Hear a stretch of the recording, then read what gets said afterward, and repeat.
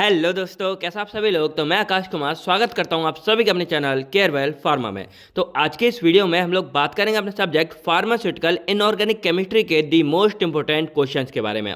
अब एक बात मैं आपको पहले ही क्लियर कर दूं कि ये जो हमारी वीडियो है ना, ये एक रिवाइज्ड वीडियो है जो 2025 के अकॉर्डिंग बनाई जा रही है। अब इससे पहले भी हमने क्वेश्चन ये अपलोड किए अपने इनऑर्गेनिक के, तो लगभग उसी वही सेम क्वेश्चन हमारे इस साल भी आने वाले हैं। कुछ ज़्यादा चेंजेस नहीं हुआ है, बाकी जो भी चेंजेस होंगे वो आपको इस वीडियो में हम लोग डिस्कस कर लेंगे। अब थोड़ा बात करें अगर इस पूरी वीडियो या इस पूरे सब्जेक्ट के बारे में, तो देखो यहाँ पे क्या है ना कि हमारे यूनिट 1 से लेकर 5 तक के सभी क्वेश्चन यूनिट वाइज आपको देखने को मिलेंगे और अकॉर्डिंग टू पीसीआई है।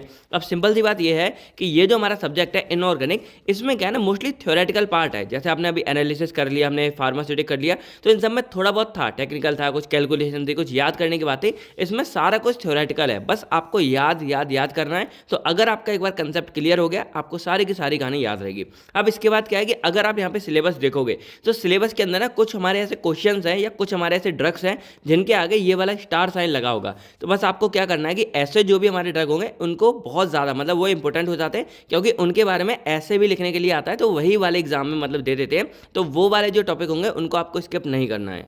अब अगर थोड़ा बात करें कि कौन से यूनिट हमारी सबसे ज़्यादा इंपॉर्टेंट है, तो देखो यूनिट सेकंड में से हमारे काफ़ी ज़्यादा क्वेश्चन देखने को मिलते हैं। अब यहाँ पे अगर आप देखोगे, देखो कितना सारा सिलेबस है जो यूनिट सेकंड से आता है, तो ये हमारे लिए काफ़ी ज़्यादा इंपॉर्टेंट हो जाती है। अब इसके अलावा यूनिट थर्ड में भी कुछ हमारे मोस्ट इंपॉर्टेंट है, तो ये मान के चलो कि ये दो यूनिट काफ़ी ज़्यादा इंपॉर्टेंट आपके लिए हो जाएंगे। अब फर्स्ट यूनिट में क्या है कि एक दो फिक्स क्वेश्चन है, वो आना ही है। अगर आप उसको कर लोगे, लगभग मान लो आपकी यूनिट हो जाएगी, देन आपकी फोर्थ एंड फिफ्थ में भी नॉर्मल आप इसको मान सकते हो। तो आपकी जो सबसे ज़्यादा इंपॉर्टेंट यूनिट है वो आपको सेकंड और थर्ड पे ज़्यादा ध्यान देना पड़ेगा, क्योंकि उसमें से हमारे क्वेश्चन ज्यादा देखने को मिलते हैं। बाकी चलिए अब हम क्या करेंगे, अपने यूनिट वाइज क्वेश्चनों को समझते हैं।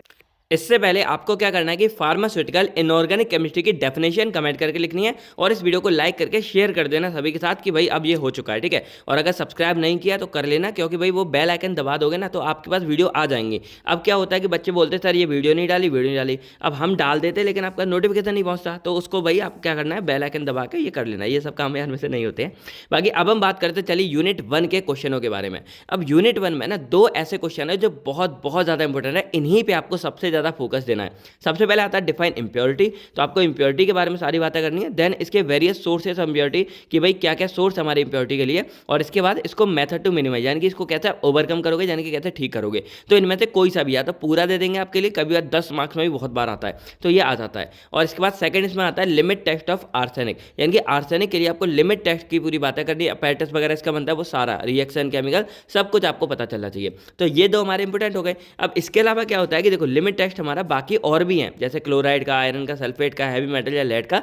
तो अब इनमें से कोई भी आ सकता है। अब यहाँ मैं ये नहीं बोलूंगा कि नहीं आएगा कोई भी, बाकी इस बार भी कोई सा आ सकता है, लेकिन मोस्ट इंपोर्टेंट हमारा आर्सेनिक वाला है और इंप्योरिटी ये दो है। बाकी इनमें से कोई सा चांस आ सकता है, लेकिन आपको चांस लेना है तो आप ट्राई करना कि लेड वाले एक बार देख लेना, क्योंकि ये कम आया अभी। और क्लोराइड वाले को तो भाई बहुत सिंपल है, इस पर तो नजर डालना ही। तो इन दोनों पे आप यहाँ नजर डाल के रखना, बाकी ये दो आपके लिए बहुत ज्यादा इंपॉर्टेंट हो जाते हैं। यूनिट सेकंड से पहले कुछ ज्ञान की बात सुन लो कि देखो ये जो हमारा सब्जेक्ट है ना, ये है इनऑर्गेनिक केमिस्ट्री। अब जब केमिस्ट्री आ जाता है ना, तो यहाँ पे आपको क्या है कि क्वांटिटी से ज्यादा क्वालिटी पे ध्यान देना है। तो आपको ये नहीं है कि आप 6-7 पेज भर के आ गए, बस पेज कैसे भी भर रहे हो। अगर पेज नहीं भी भरे तो कोई बात नहीं, आपको क्या करना है कि जितना जो पूछा गया है उसको प्रॉपर लिखे आना, केमिकल रिएक्शन लिखे आना। अगर कहीं रिएक्शन आती है, कोई प्रिंसिपल है, तो आप काफ़ी अच्छे मार्क्स ले सकते हो, क्योंकि वो सेल्फ एक्सपीरियंस है। जब हमने दिया था उस टाइम पे तो हमने ज़्यादा पेज नहीं भरे थे, लेकिन फिर भी अच्छे मार्क्स आए थे, क्योंकि हमने क्वालिटी काफ़ी अच्छी लिखी थी, जितने भी पेज लिखे थे अच्छे। तो केमिस्ट्री में मेनली आपको यही बात का ध्यान देना है। बाकी अब बात करें अगर यूनिट सेकंड के क्वेश्चन के बारे में, तो ये हमारी काफ़ी इंपॉर्टेंट, यानी कि मोस्ट इंपॉर्टेंट यूनिट हो जाती है, और इसमें से क्वेश्चन भी हमारे काफ़ी ज़्यादा बन के आते हैं। अब मेनली इसमें क्या देखना है आपको, एंटी कैरीज एजेंट्स के बारे में, या इसको डेंटल प्रोडक्ट करके भी बोल देंगे, या फिर डेंटिफ्राइसिस बोल देते हैं। अब इसमें सबसे मेजर इंपॉर्टेंट क्वेश्चन क्या बनेगा, write a role of fluoride in the treatment of dental caries. तो डेंटल कैरीज के ट्रीटमेंट में फ्लोराइड का क्या रोल है, और इसके बाद इसमें दो आपके आ जाएंगे यहाँ पे ड्रग्स, सोडियम फ्लोराइड और कैल्शियम कार्बोनेट।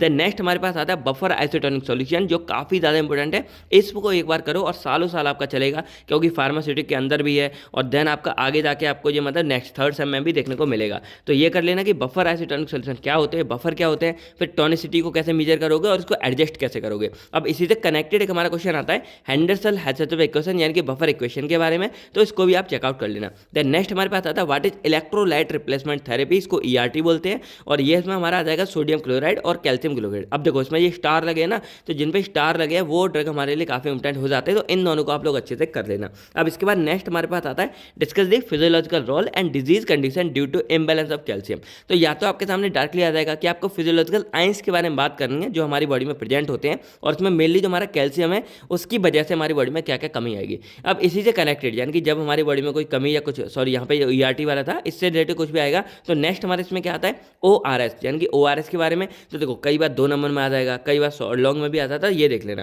बाकी फिजियोलॉजिकल में क्या है कि हमारा फिजियोलॉजिकल एसिड बेस बैलेंस भी कई बार आ जाता है कि हमारी बॉडी में कुछ एसिड होते हैं, कुछ बेस होते हैं, बैलेंस में होते हैं, और हमारा बफर होता है जिनको मेंटेन करके रखते हैं pH को। तो ये वाला फंडा आप यहाँ पे देख लेना। तो ये थी हमारी यूनिट सेकंड के बारे में जो काफ़ी इंपॉर्टेंट है और थोड़ी लेंदी यहाँ पे हो जाती है।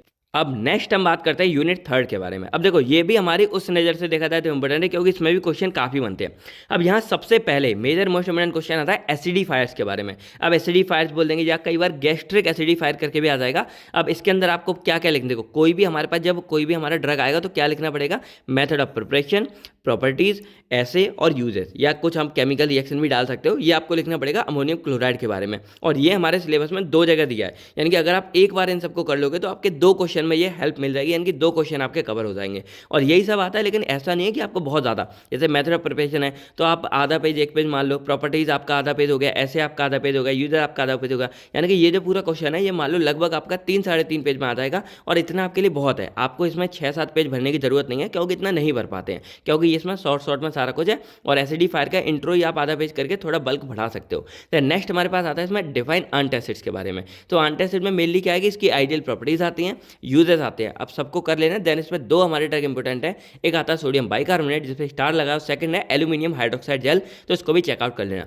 देन यहाँ पे थर्ड हमारा ये भी एक इंपॉर्टेंट में आता है what are anti microbial agent या फिर एंटी इन्फेक्टिव एजेंट, या कई बार इसको प्रिजर्वेटिव भी बोलते हैं, तो उस नाम से भी आ जाएगा। अब इसके अंदर 2 हमारे ऐसे ड्रग हैं जो स्टार वाले हैं, जैसे हाइड्रोजन पेरोक्साइड हो गया और हमारा क्लोरीनेटेड लाइम हो गया। अब इसके अलावा धोखा देने वाले ड्रग, जैसे कई बार क्या होता है कि हम इनको पढ़ के गए हैं लेकिन नहीं आए, तो इसकी जगह हमारे 2 ड्रग और आ सकते हैं। तो हमारा आता है पहला पोटेशियम परमैंगनेट या फिर बोरिक एसिड। अब देखो ये अब हमारे है ना, ये तो और सिंपल है क्योंकि इसमें तो आपको ये ऐसे भी नहीं लिखना, सिर्फ आपकी क्या करना है, आपको इसका नाम लिखना है, प्रॉपर्टीज, मेथड ऑफ प्रिपरेशन कोई 1-2 तरीका लिखना है और प्रॉपर्टीज आपका काम हो जाएगा। अब पूरी रिएक्शन भी नहीं लिखनी है क्योंकि ये ऑर्गेनिक नहीं, ये इनऑर्गेनिक है, तो इसमें थ्योरिकल पार्ट ज़्यादा होता है। देन इसमें एट लास्ट मान लो कि कई बार बाई चांस आ सकता है डिफाइन करो कैथार्टिक्स के बारे में। देन इसके अंदर आपके काउलिन या फिर बेंटोनाइट हो गए, तो इनके बारे में थोड़ी बहुत बातें कर देना, आपकी यूनिट थर्ड हो जाएगी।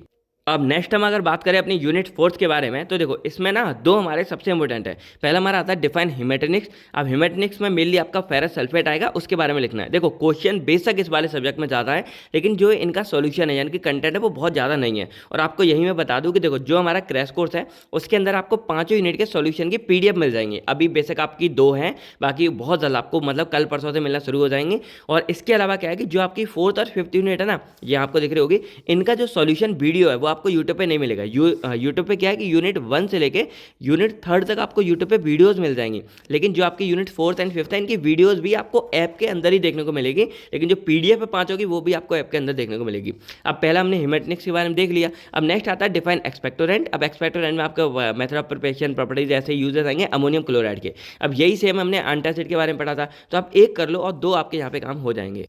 अब नेक्स्ट हमारा इसमें आता है डिफाइन एंटीडोट। अब जो एंटीडोट है ना, ये बेसिकली हमारा पॉइजनिंग और एंटीडोट के बारे में आएगा, तो इसमें आपको सोडियम थायोसल्फेट के बारे में लिखना है। और यहाँ पे आता है discuss in details about cyanide poisoning. अब साइनाइड जो पॉइजनिंग है इसमें मेनली इसके ट्रीटमेंट के बारे में बात करनी है, और ये भी एक इंपॉर्टेंट है जो कई बार हमारी आ जाती है। देन शॉर्ट नोट में आप अपने एमेटिक्स और एक्सटिंजेंट के बारे में पढ़ लेना, शॉर्ट में देख लेना। तो इसमें मेनली हमारा क्या है, हिमेटेनिक्स, एक्सपेक्टोरेंट और आपका पॉइजनिंग, और यहाँ पे एंटीडोट के बारे में हो जाएगा। देन बात करें अगर हम अपनी लास्ट यूनिट के बारे में, तो इसमें हमारे देखो फिक्स हैं ये 2 क्वेश्चन है, और इसमें से भाई आता है एक तो 100% है, आना ही आना, तो आपको कर ही लेना। डिफाइन रेडियो फार्मास्यूटिकल, तो ये हमारे क्या होते हैं। देन आपको क्या लिखना है, इनकी precaution, handling, storage of radioactive substance, जो हमारे alpha beta gamma radiation rays हैं, या जो हमारे सब्सटेंस होते हैं आयोडीन वगैरह, उनको कैसे हैंडल करोगे, प्रिकॉशन करोगे, ये सब, और इसके एप्लीकेशन के बारे में। तो ये पूरा ही यानी कि आपके सामने डायरेक्टली आ जाएगा कि precaution and handling during storage and application of radio pharmaceutical, ये आ जाएगा। देन नेक्स्ट हमारे इसमें शॉर्ट नोट में आपका बनता है मेजरमेंट ऑफ रेडियो एक्टिविटी, जिसमें आपका गीजर मतलब काउंटर आता है। या आपको क्या करना है कि प्रॉपर्टीज, जैसे अल्फा बीटा गामा रेडिएशन की प्रॉपर्टीज लिखनी है, जो हमारी ज़्यादा बड़ी नहीं है, शॉर्ट है इतना में, और ये हमारा 2 मार्क्स में भी आ जाता है, तो उसके अकॉर्डिंग भी देख लेना। तो ये थे हमारे सारे के सारे क्वेश्चन इसी इनऑर्गेनिक केमिस्ट्री के बारे में।